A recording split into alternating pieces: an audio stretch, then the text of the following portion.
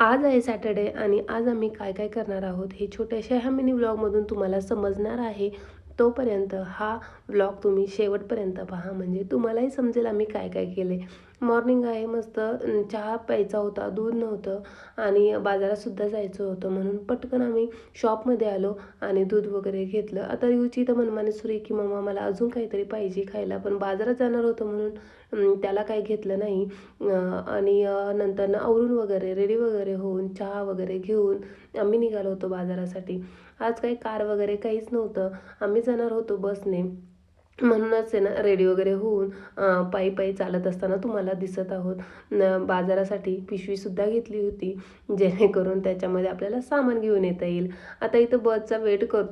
5 मिनिटातच बस आली, तिकीट वगैरे घेतलं आणि आम्ही बाजारातसुद्धा पोहोचलो. फ्लावर घ्यायचे होते म्हणून पहिल्यांदा तर फ्लावरच्या सेक्शनला गेलो.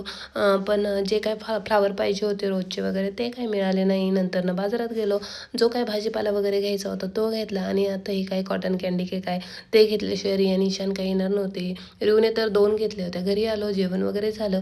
त्यानंतरनं बड्डे सेलिब्रेशनची तयारी स्टार्ट केली.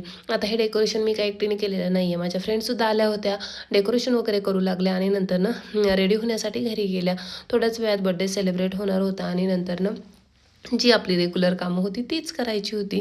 आता भाज्या घेऊन आले होते, त्याही मला वॉश करून ठेवायच्या होत्या आणि आता ह्या सुकल्यानंतर ना मग मी त्या फ्रीजमध्ये ठेवणारसुद्धा आहे.